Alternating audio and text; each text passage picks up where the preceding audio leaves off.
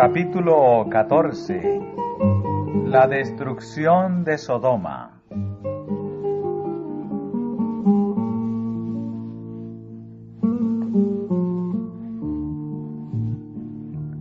La más bella entre las ciudades del valle del Jordán era Sodoma, situada en una llanura que era como el huerto de Jehová, por su fertilidad y hermosura. Allí florecía la abundante vegetación de los trópicos. Allí abundaban la palmera, el olivo y la vid, y las flores esparcían su fragancia durante todo el año. Abundantes mieses revestían los campos, y muchos rebaños lanares y vacunos cubrían las colinas circundantes. El arte y el comercio contribuían a enriquecer la orgullosa ciudad de la llanura. Los tesoros del oriente adornaban sus palacios, y las caravanas del desierto proveían sus mercados de preciosos artículos. Con poco trabajo mental o físico, se podían satisfacer todas las necesidades de la vida, y todo el año parecía una larga serie de festividades.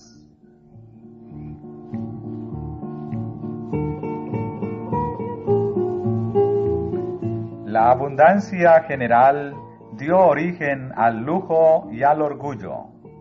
La ociosidad y las riquezas endurecen el corazón que nunca ha estado oprimido por la necesidad, ni sobrecargado por el pesar.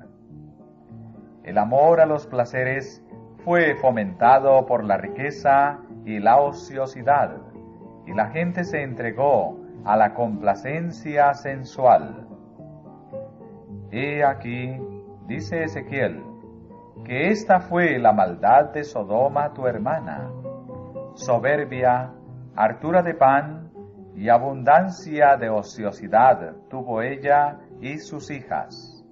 Y no corroboró la mano del afligido y del menesteroso. Y ensoberbeciéronse e hicieron abominación delante de mí, y quitélas como vi bueno.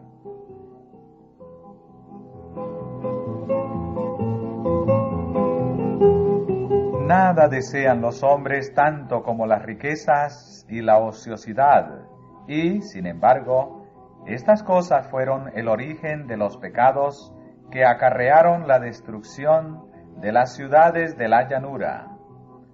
La vida inútil y ociosa de sus habitantes los hizo víctimas de las tentaciones de Satanás, desfiguraron la imagen de Dios y se hicieron más satánicos que divinos.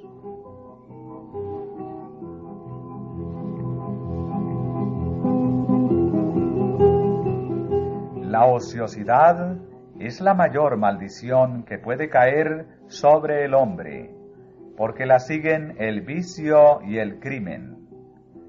Debilita la mente, pervierte el entendimiento y el alma. Satanás está al acecho, pronto para destruir a los imprudentes cuya ociosidad le da ocasión de acercarse a ellos bajo cualquier disfraz atractivo. Nunca tiene más éxito que cuando se aproxima a los hombres en sus horas ociosas.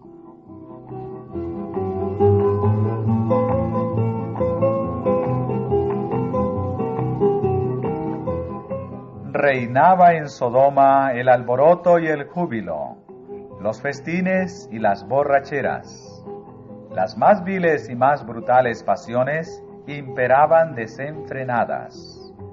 Los habitantes desafiaban públicamente a Dios y a su ley, y encontraban deleite en los actos de violencia. Aunque tenían ante sí el ejemplo del mundo antediluviano, y sabían cómo se había manifestado la ira de Dios en su destrucción, sin embargo, seguían la misma conducta impía.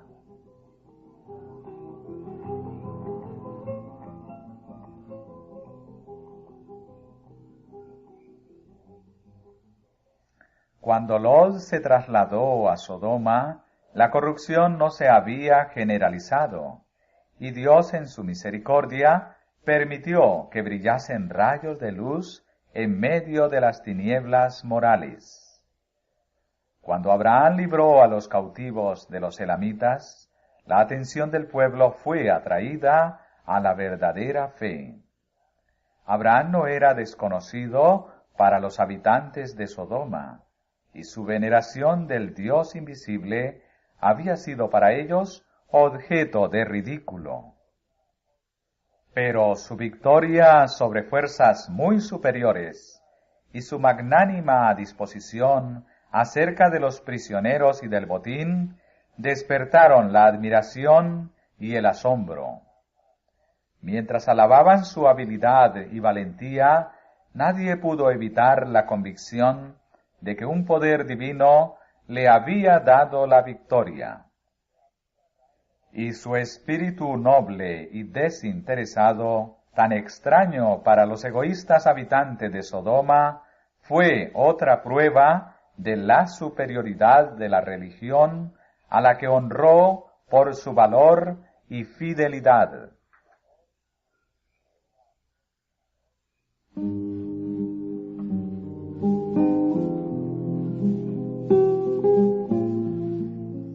Melquisedec, al bendecir a Abraham, había reconocido a Jehová como la fuente de todo su poder y como autor de la victoria.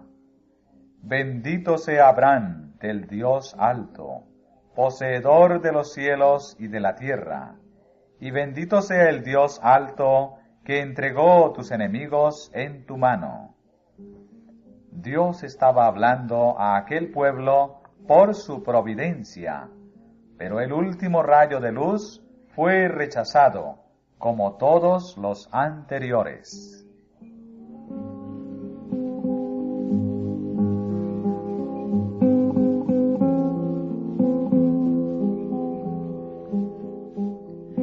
Y ahora se acercaba la última noche de Sodoma. Las nubes de la venganza proyectaban ya sus sombras sobre la ciudad condenada. Pero los hombres no las percibieron. Mientras se acercaban los ángeles con su misión destructora, los hombres soñaban con prosperidad y placer. El último día fue, como todos los demás, que habían llegado y desaparecido. La noche se cerró sobre una escena de hermosura y seguridad. Los rayos del sol poniente inundaron un panorama de incomparable belleza. La frescura del atardecer había atraído fuera de las casas a los habitantes de la ciudad, y las muchedumbres amantes del placer se paseaban gozando de aquel momento.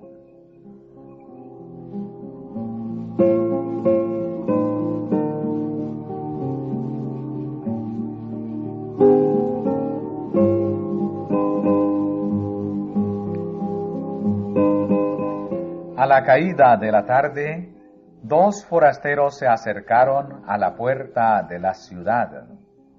Parecían viajeros que venían a pasar allí la noche. Nadie pudo reconocer en estos humildes caminantes a los poderosos heraldos del juicio divino, y poco pensaba la alegre e indiferente muchedumbre que, en su trato con estos mensajeros celestiales, esa misma noche colmaría la culpabilidad que condenaba a su orgullosa ciudad. Pero hubo un hombre que demostró a los forasteros una amable atención, convidándolos a su casa.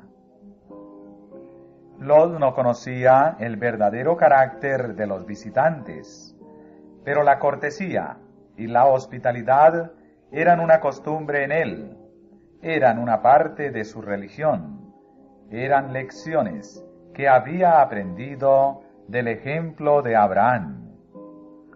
Si no hubiera cultivado este espíritu de cortesía, habría sido abandonado para que pereciera con los demás habitantes de Sodoma.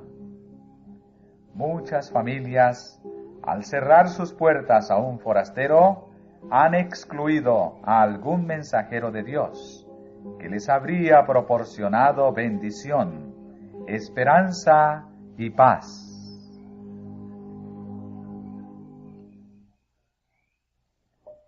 En la vida, todo acto, por insignificante que sea, tiene su influencia para el bien o para el mal.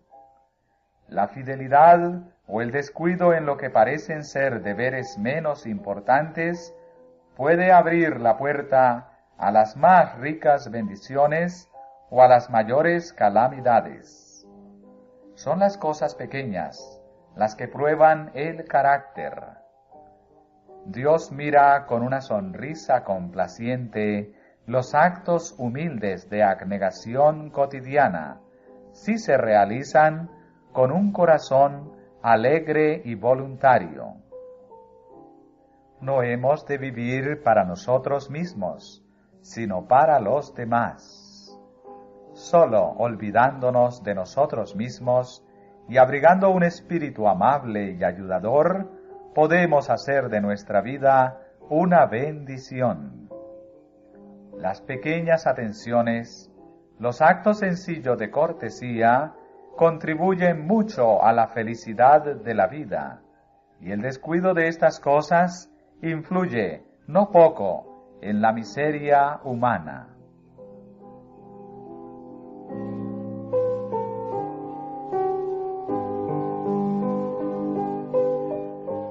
Conociendo Lot el maltrato a que los forasteros estarían expuestos en Sodoma, consideró deber suyo protegerlos, ofreciéndoles hospedaje en su propia casa.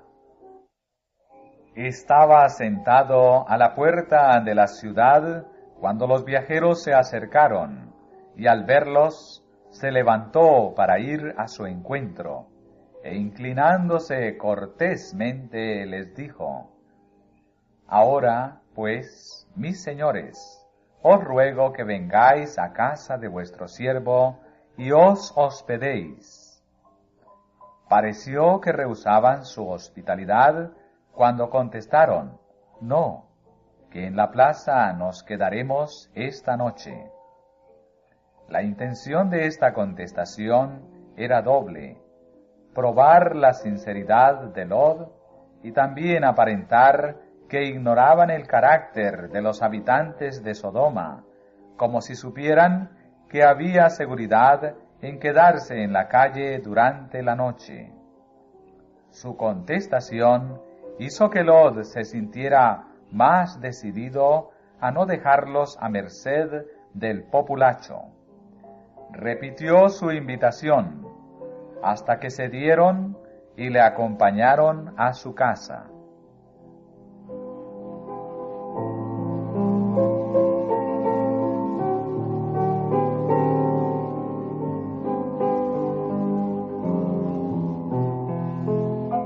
Lot había esperado ocultar su intención a los ociosos que estaban en la puerta, llevando a los forasteros a su casa mediante un rodeo.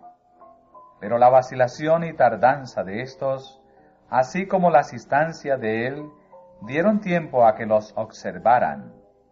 Y antes de que se acostaran aquella noche, una muchedumbre desenfrenada se reunió alrededor de la casa. Era una inmensa multitud de jóvenes y ancianos, todos igualmente enardecidos por las más bajas pasiones. Los forasteros se habían informado del carácter de la ciudad, y Lot les había advertido que no se atrevieran a salir de la casa por la noche. En ese momento se oyeron los gritos y las mofas de la muchedumbre, que exigía que sacara afuera a los hombres.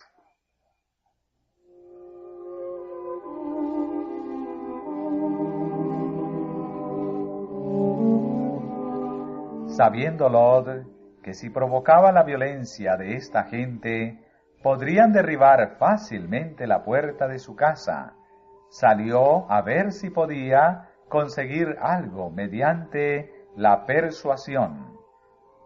Os ruego, dijo, hermanos míos, que no hagáis tal maldad. Sirviéndose de la palabra hermanos, en el sentido de vecinos, esperaba conciliárselos y avergonzarlos de sus malos propósitos. Pero sus palabras fueron como aceite sobre las llamas. La ira de la turba creció como una rugiente tempestad. Se burlaron de Lot por intentar hacerse juez de ellos y le amenazaron con tratarle peor de cómo intentaban tratar a sus huéspedes. Se abalanzaron sobre él y le habrían despedazado si no le hubiesen librado los ángeles de Dios.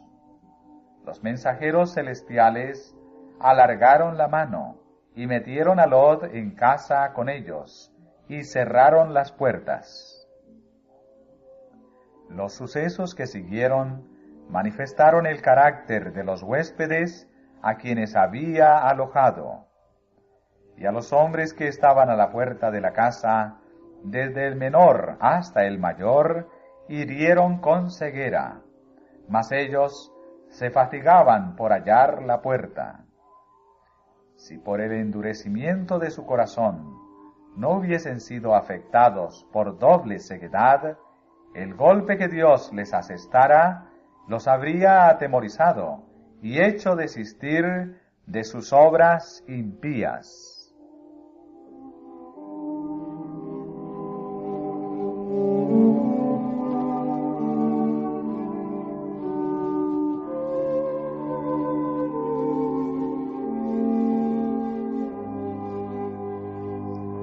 Aquella última noche no se distinguió porque se cometieran mayores pecados que en otras noches. Pero la misericordia, tanto tiempo despreciada, al fin cesó de interceder por ellos. Los habitantes de Sodoma habían pasado los límites de la longanimidad divina, el límite oculto entre la paciencia de Dios y su ira. Los fuegos de su venganza estaban por encenderse en el valle de Sidín.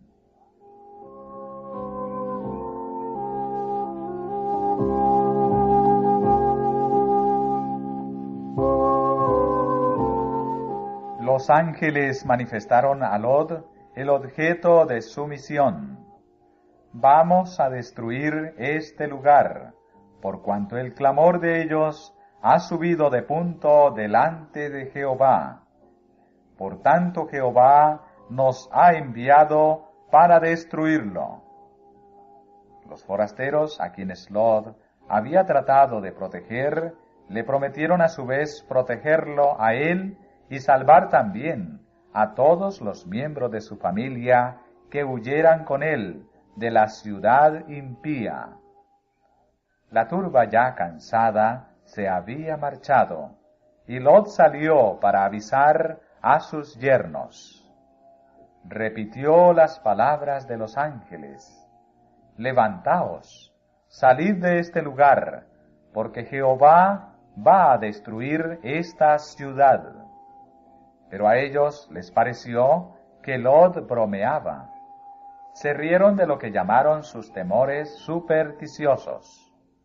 Sus hijas se dejaron convencer por la influencia de sus maridos. Se encontraban perfectamente bien donde estaban. No podían ver señal alguna de peligro. Todo estaba exactamente como antes. Tenían grandes haciendas y no les parecía posible que la hermosa Sodoma iba a ser destruida.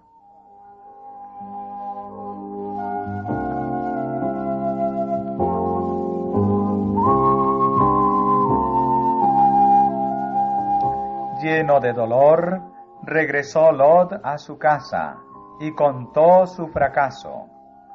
Entonces los ángeles le mandaron levantarse, llevar a su esposa y a sus 2 hijas, que estaban aún en la casa, y abandonar la ciudad. Pero Lot se demoraba. Aunque diariamente se afligía al presenciar actos de violencia, no tenía un verdadero concepto de la abominable iniquidad y la depravación que se practicaban en esa vil ciudad. No comprendía la terrible necesidad de que los juicios de Dios reprimiesen el pecado.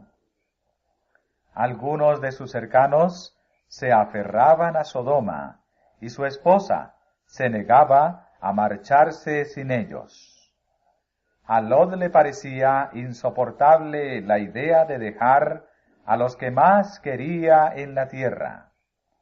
Le apenaba abandonar su suntuosa morada y la riqueza adquirida con el trabajo de toda su vida, para salir como un pobre peregrino. Aturdido por el dolor, se demoraba y no podía marcharse. Si no hubiese sido por los ángeles de Dios, todos habrían perecido en la ruina de Sodoma. Los mensajeros celestiales asieron de la mano a Lot y a su mujer y a sus hijas, y los llevaron fuera de la ciudad.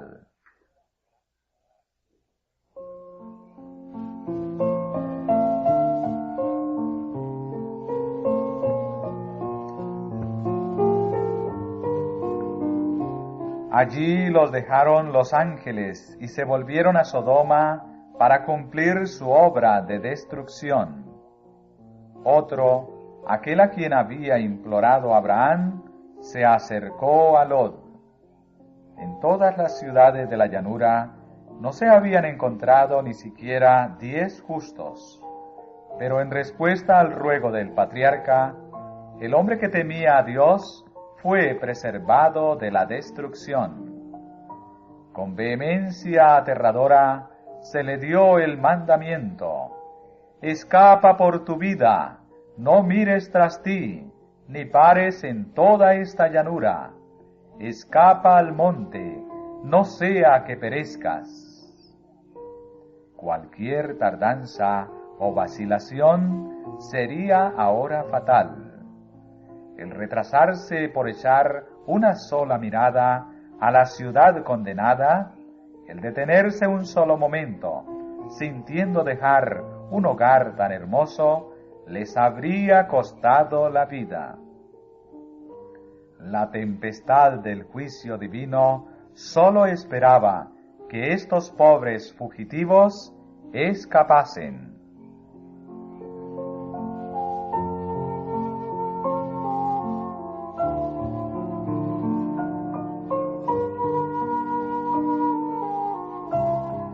Pero Lot, confuso y aterrado, protestó que no podía hacer lo que se le exigía, por temor a que le ocurriera algún mal que le causara la muerte. Mientras vivía en aquella ciudad impía, en medio de la incredulidad, su fe había disminuido. El príncipe del cielo estaba a su lado, y sin embargo rogaba por su vida, como si el Dios que había manifestado tanto cuidado y amor hacia él no estuviera dispuesto a seguir protegiéndole. Debiera haber confiado plenamente en el mensajero divino, poniendo su voluntad y su vida en las manos del Señor, sin duda ni pregunta alguna. Pero como tantos otros, trató de hacer planes por sí mismo. He aquí, ahora esta ciudad está cerca para huir allá, la cual es pequeña. Escaparé ahora allá. ¿No es ella pequeña? Y vivirá mi alma. La ciudad mencionada aquí era Bela, que más tarde se llamó Zoar. Estaba a pocas millas de Sodoma. Era tan corrompida como ésta, y también condenada a la destrucción. Pero Lot rogó que fuese conservada, insistiendo en que era poco lo que pedía, y lo que deseaba le fue otorgado. El Señor le aseguró: He aquí, he recibido también tu súplica sobre esto, y no destruiré la ciudad de que has hablado. Cuánta es la misericordia de Dios hacia sus extraviadas criaturas.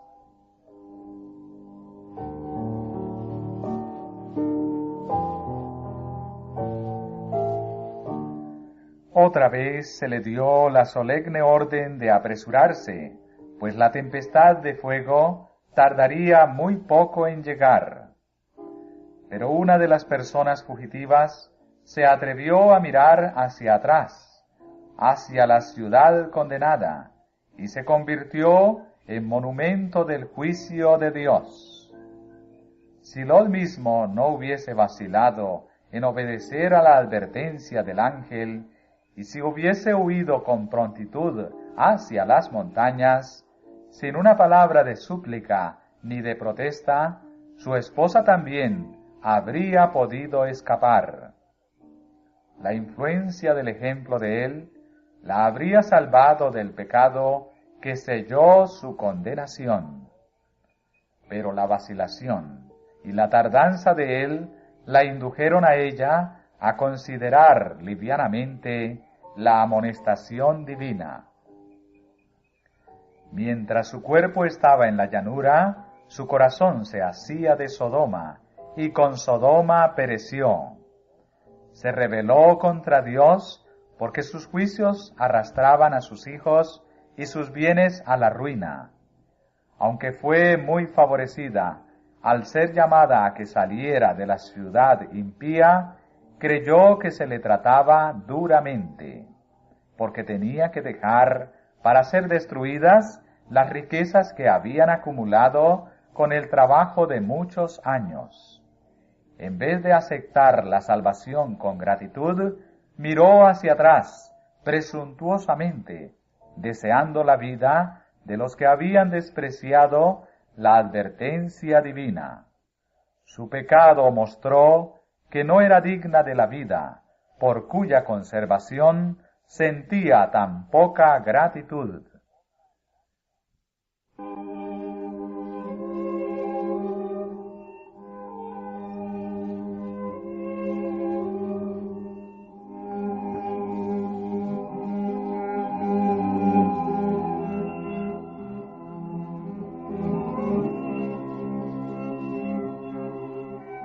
Debiéramos guardarnos de tratar tan ligeramente las benignas medidas que Dios toma para nuestra salvación. Hay cristianos que dicen: no me interesa ser salvo si mi esposa y mis hijos no se salvan conmigo.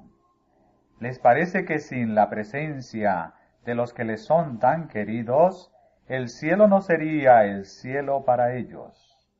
Pero al albergar tales sentimientos, tienen un concepto justo de su propia relación con Dios en vista de su gran bondad y misericordia hacia ellos.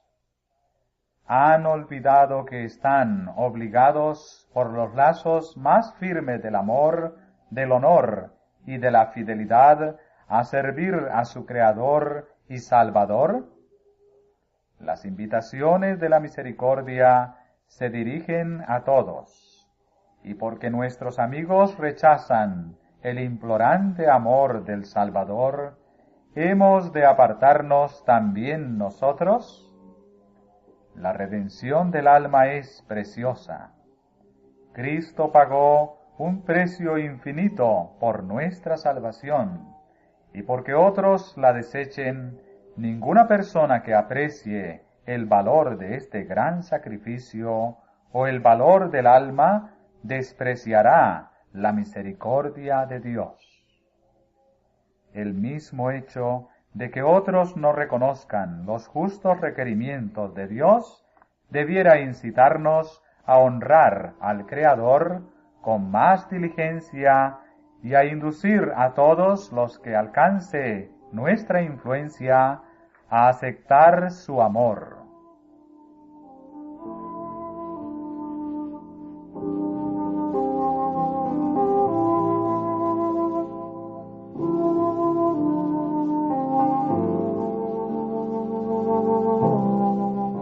sol salía sobre la tierra cuando Lot llegó a Zoar. Los claros rayos matutinos parecían anunciar solo prosperidad y paz a las ciudades de la llanura. Empezó el ajetreo de la vida diaria por las calles. Los hombres iban por sus distintos caminos, a su negocio o a los placeres del día. Los yernos de Lot se burlaban de los temores y advertencias del caduco anciano.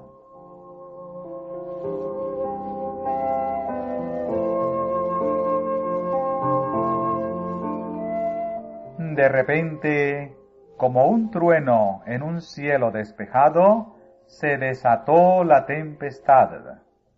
El Señor hizo llover fuego y azufre del cielo sobre las ciudades y la fértil llanura. Sus palacios y templos, las costosas moradas, los jardines y viñedos, la muchedumbre amante del placer que la noche anterior había injuriado a los mensajeros del cielo, todo fue consumido. El humo de la conflagración ascendió al cielo como si fuera el humo de un gran horno, y el hermoso valle de Sidín se convirtió en un desierto, un sitio que jamás había de ser reconstruido ni habitado, como testimonio para todas las generaciones de la seguridad con que el juicio de Dios castiga el pecado.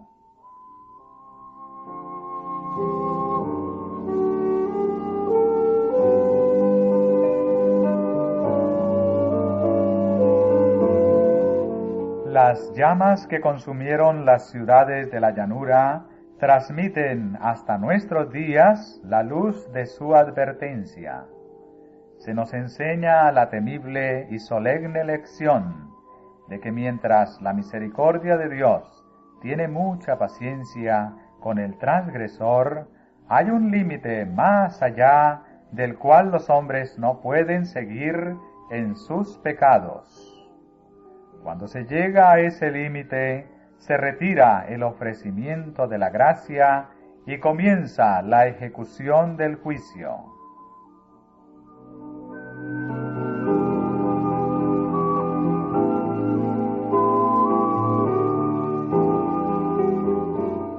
El Redentor del mundo declara que hay pecados mayores que aquellos por los cuales fueron destruidas Sodoma y Gomorra. Los que oyen la invitación del Evangelio, que llama a los pecadores al arrepentimiento, y no hacen caso de ella, son más culpables ante Dios que los habitantes del valle de Sidín. Mayor aún es el pecado de los que aseveran conocer a Dios y guardar sus mandamientos, y sin embargo niegan a Cristo en su carácter y en su vida diaria.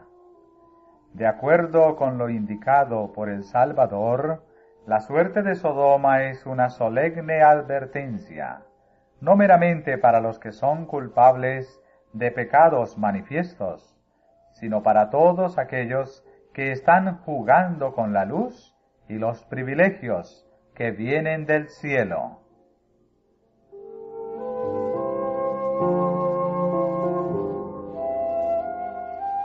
El testigo fiel dijo a la iglesia de Éfeso: «Tengo contra ti que has dejado tu primer amor.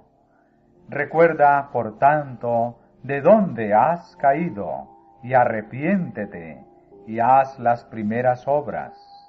Pues si no, vendré presto a ti, y quitaré tu candelero de su lugar, si no te hubieres arrepentido».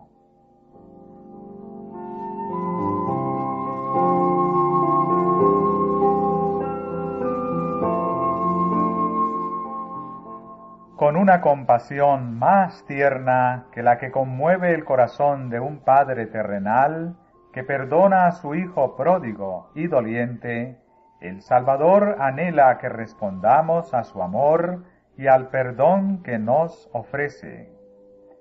Dice a los extraviados: tornaos a mí, y yo me tornaré a vosotros.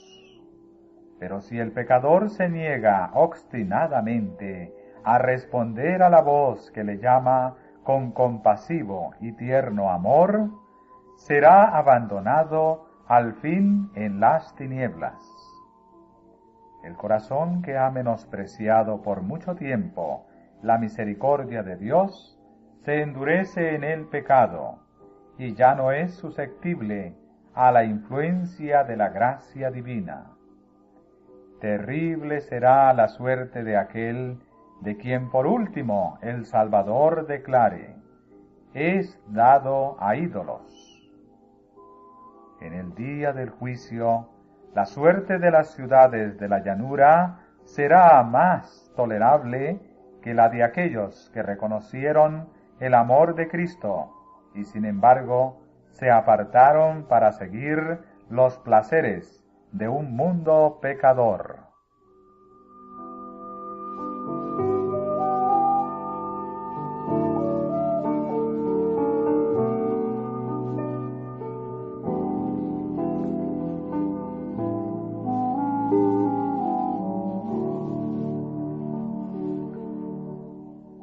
Vosotros que despreciáis los ofrecimientos de la misericordia, pensad en la larga serie de asientos que se acumulan contra vosotros en los libros del cielo, pues allá se registra la impiedad de las naciones, las familias y los individuos.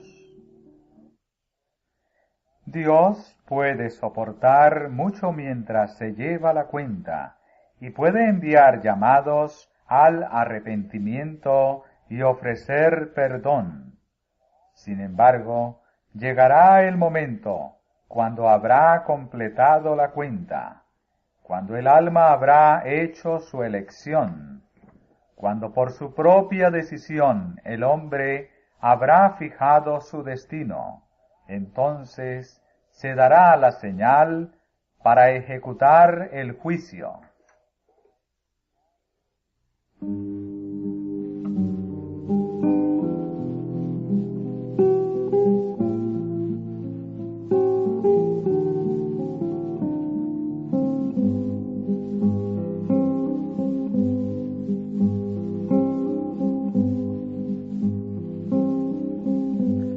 Hay motivo para inquietarse por el estado religioso del mundo actual. Se ha jugado con la gracia de Dios. La multitud ha anulado la ley de Dios, enseñando doctrinas y mandamientos de hombres. La incredulidad prevalece en muchas iglesias de nuestra tierra. No es una incredulidad en el sentido más amplio, que niegue abiertamente la Sagrada Escritura, sino una incredulidad envuelta en la capa del cristianismo, mientras mina la fe en la Biblia como revelación de Dios. La devoción ferviente y la piedad viva han cedido el lugar a un formalismo hueco. Como resultado prevalece la apostasía y el sensualismo. Cristo declaró: asimismo también como fue en los días de Lot, como esto será el día en que el Hijo del Hombre se manifestará. El registro diario de los acontecimientos atestigua el cumplimiento de estas palabras. El mundo está madurando rápidamente para la destrucción. Pronto se derramarán los juicios de Dios y serán consumidos el pecado y los pecadores.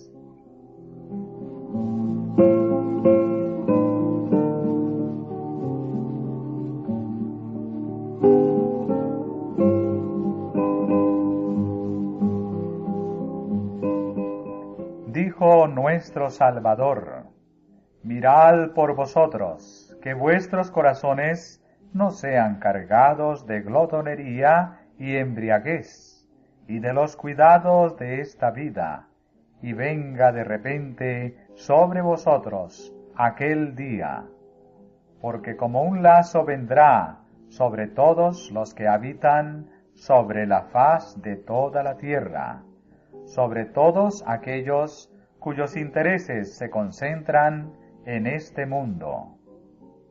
Velad, pues, orando en todo tiempo, que seáis tenidos por dignos de evitar todas estas cosas que han de venir, y de estar en pie delante del Hijo del Hombre.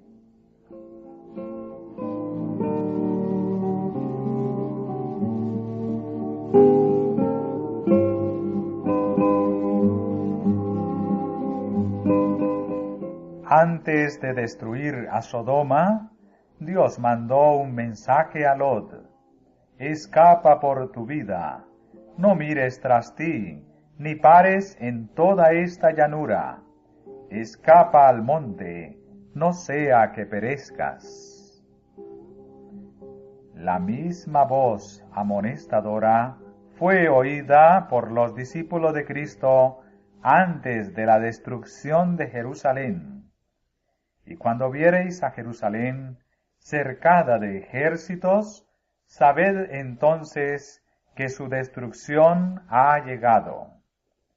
Entonces los que estuvieren en Judea huyan a los montes. No debían detenerse para salvar algo de su hacienda, sino aprovechar lo mejor posible la ocasión para la fuga.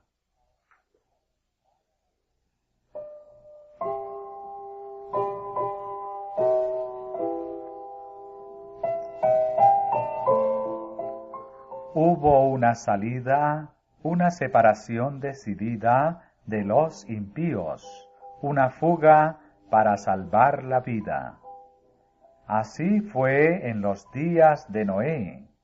Así ocurrió en el caso de Lot.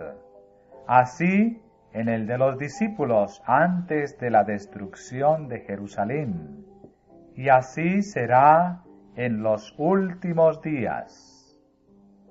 De nuevo se oye la voz de Dios en un mensaje de advertencia que manda a su pueblo separarse de la impiedad creciente.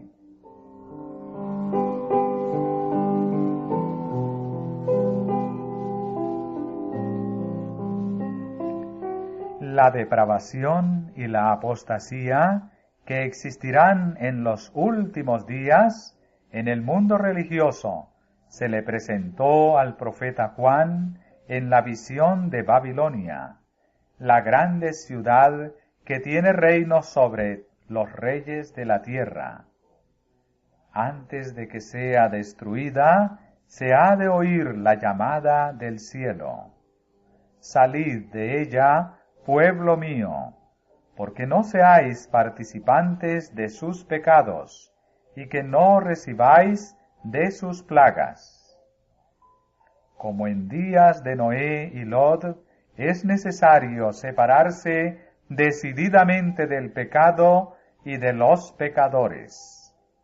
No puede haber transigencia entre Dios y el mundo, ni se puede volver atrás para conseguir tesoros terrenales.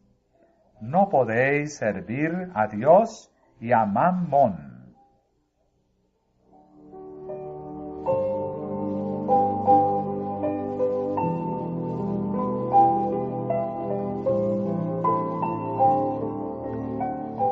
Como los habitantes del valle de Sidín, la gente sueña ahora con prosperidad y paz. Escapa por tu vida, es la advertencia de los ángeles de Dios. Pero se oyen otras voces que dicen: no os inquietéis, no hay nada que temer. La multitud vocea: paz y seguridad, mientras el cielo declara que una rápida destrucción está por caer sobre el transgresor. En la noche anterior a su destrucción, las ciudades de la llanura se entregaban desenfrenadamente a los placeres y se burlaron de los temores y advertencias del mensajero de Dios. Pero aquellos burladores perecieron en las llamas. En aquella misma noche, la puerta de la gracia fue cerrada para siempre para los impíos y descuidados habitantes de Sodoma.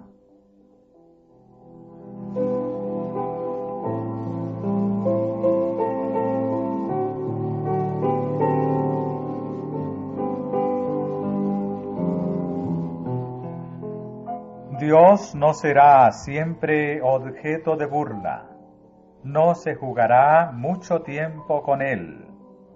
He aquí, el día de Jehová viene, crudo, y de saña y ardor de ira, para tornar la tierra en soledad, y raer de ella sus pecadores. La inmensa mayoría del mundo desechará la misericordia de Dios, y será sumida en pronta e irremisible ruina.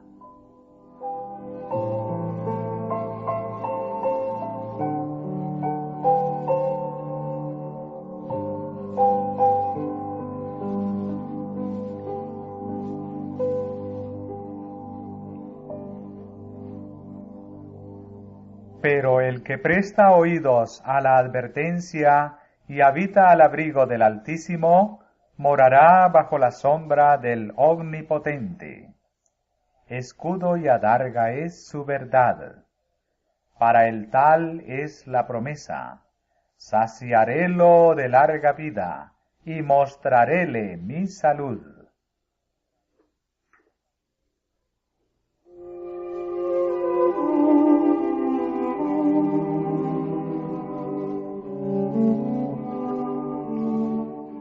Lod habitó poco tiempo en Zoar. La impiedad reinaba allí como en Sodoma, y tuvo miedo de quedarse, por temor a que la ciudad fuese destruida. Poco después Zoar fue destruida, tal como Dios lo había proyectado. Lod se fue a los montes y vivió en una caverna, privado de todas las cosas por las cuales se había atrevido a exponer a su familia a la influencia de una ciudad impía. Pero hasta allá le siguió la maldición de Sodoma. La infame conducta de sus hijas fue la consecuencia de las malas compañías que habían tenido en aquel vil lugar. La depravación moral de Sodoma se había filtrado de tal manera en su carácter que ellas no podían distinguir entre lo bueno y lo malo.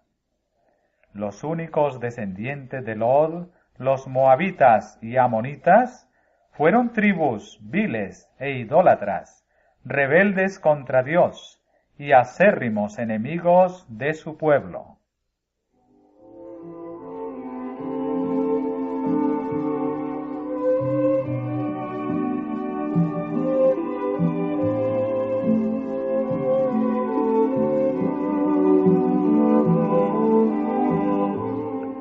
Cuán grande fue el contraste entre la vida de Lod y la de Abraham. Una vez habían sido compañeros, habían adorado ante el mismo altar y habían morado juntos en sus tiendas de peregrinos. Pero qué separados estaban ahora. Lod había elegido a Sodoma en busca de placer y beneficios. Abandonando el altar de Abraham y sus sacrificios diarios ofrecidos al Dios viviente, había permitido a sus hijos mezclarse con un pueblo depravado e idólatra. Sin embargo, había conservado en su corazón el temor de Dios. pues las Escrituras lo llaman justo. Su alma justa se afligía por la vil conversación que tenía que oír diariamente, y por la violencia y los crímenes que no podía impedir. Fue salvado, por fin, como un tizón arrebatado del incendio, pero fue privado de su hacienda, perdió a su esposa y a sus hijos, moró en cuevas como las fieras, en su vejez fue cubierto de infamia, y dio al mundo no una generación de hombres piadosos, sino 2 naciones idólatras, que se enemistaron contra Dios y guerrearon contra su pueblo, hasta que, cuando la medida de su impiedad estuvo llena, fueron condenadas a la destrucción. Qué terribles fueron las consecuencias que siguieron a un solo paso imprudente.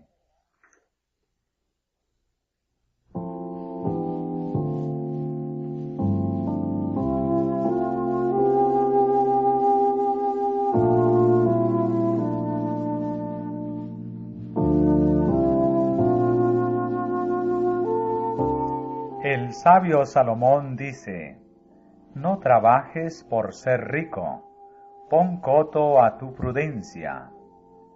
Alborota su casa el codicioso, mas el que aborrece las dádivas vivirá. Y el apóstol Pablo declara: los que quieren enriquecerse caen en tentación y lazo, y en muchas codicias locas y dañosas, que hunden a los hombres en perdición y muerte.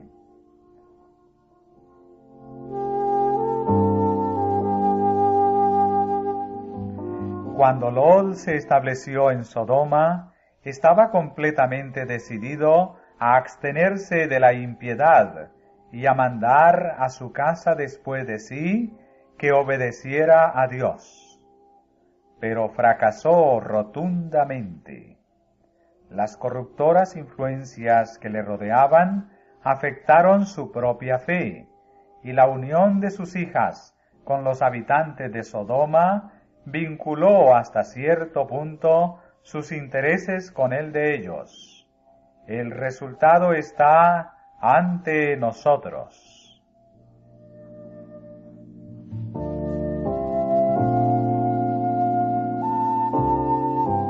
Muchos continúan cometiendo un error semejante. Cuando buscan dónde establecerse, miran las ventajas temporales que pueden obtener antes que las influencias morales y sociales que los rodearán a ellos y a sus familias. Con la esperanza de alcanzar mayor prosperidad, escogen un país hermoso y fértil, o se mudan a una ciudad floreciente. Pero sus hijos se ven rodeados de tentaciones, y muy a menudo entran en relaciones poco favorables al desarrollo de la piedad y a la formación de un carácter recto. El ambiente de baja moralidad, de incredulidad o indiferencia hacia las cosas religiosas, tiende a contrarrestar la influencia de los padres. La juventud ve por todas partes ejemplos de rebelión contra la autoridad de los padres y la de Dios. Muchos se unen a los infieles e incrédulos y echan su suerte con los enemigos de Dios.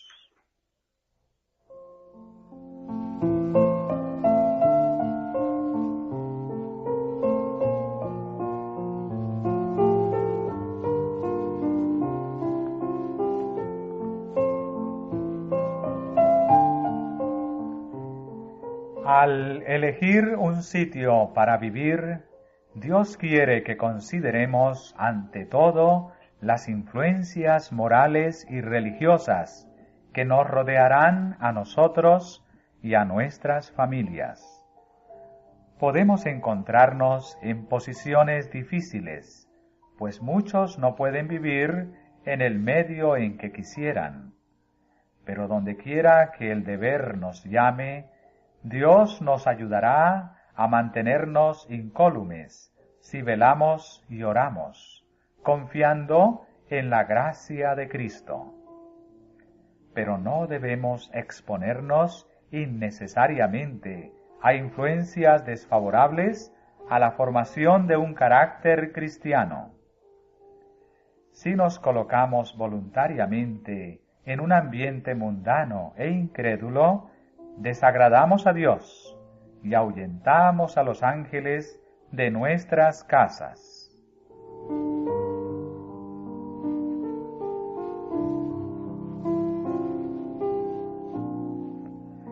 Los que procuran para sus hijos riquezas y honores terrenales a costa de sus intereses eternos, comprenderán al fin que estas ventajas son una terrible pérdida.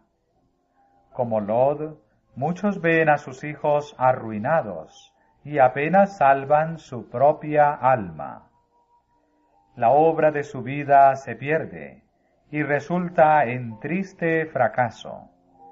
Si hubiesen ejercido verdadera sabiduría, sus hijos habrían tenido menos prosperidad mundana, pero tendrían, en cambio, seguro derecho a la herencia inmortal.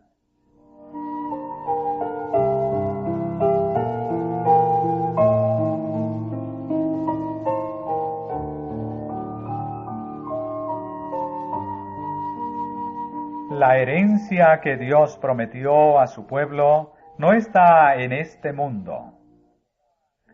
Abraham no tuvo posesión en la tierra, ni aun para asentar un pie.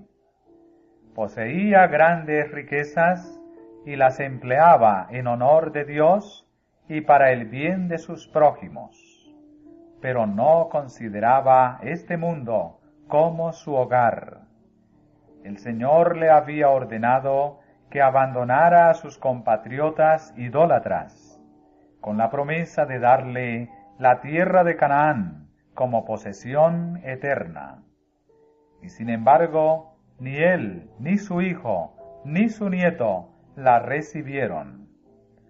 Cuando Abraham deseó un lugar donde sepultar sus muertos, tuvo que comprarlo a los cananeos. Su única posesión en la tierra prometida fue aquella tumba cavada en la peña, en la cueva de Macpela.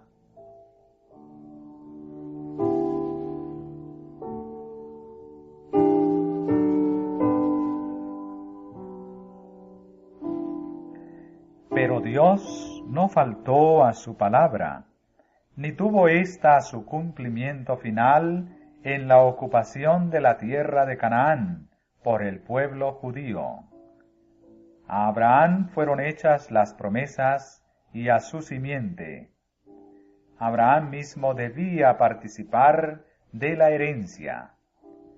Puede parecer que el cumplimiento de la promesa de Dios tarda mucho, pues un día delante del Señor es como 1000 años, y 1000 años como un día.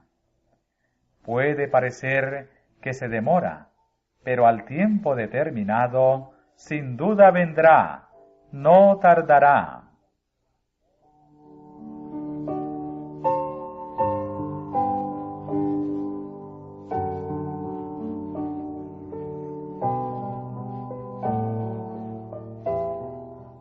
La dádiva prometida a Abraham y a su simiente incluía no sólo la tierra de Canaán, sino toda la tierra.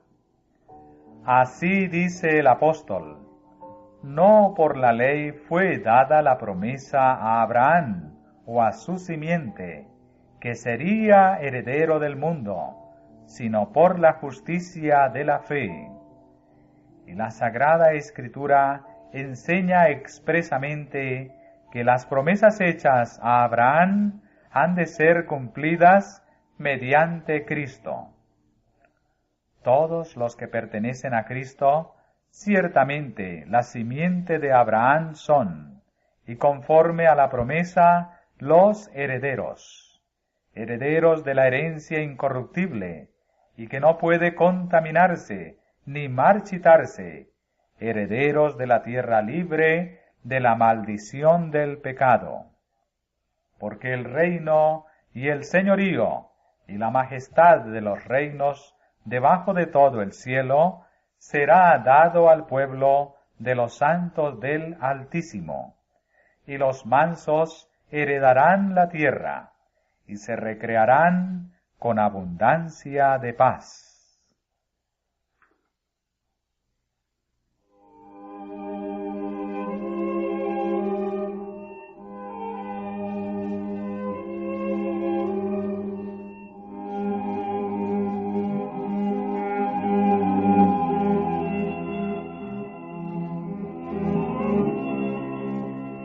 Dios dio a Abraham una vislumbre de esta herencia inmortal, y con esta esperanza él se conformó.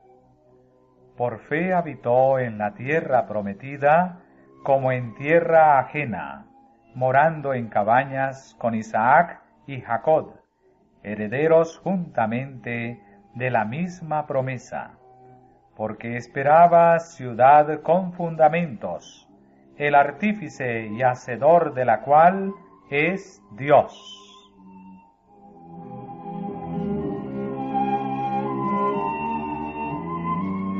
De la descendencia de Abraham dice la Escritura: conforme a la fe murieron todos estos, sin haber recibido las promesas, sino mirándolas de lejos, y creyéndolas, y saludándolas, y confesando que eran peregrinos y advenedizos sobre la tierra. Tenemos que vivir aquí como peregrinos y advenedizos, si deseamos la patria mejor, es a saber, la celestial. Los que son hijos de Abraham desearán la ciudad que él buscaba, el artífice y hacedor de la cual es Dios.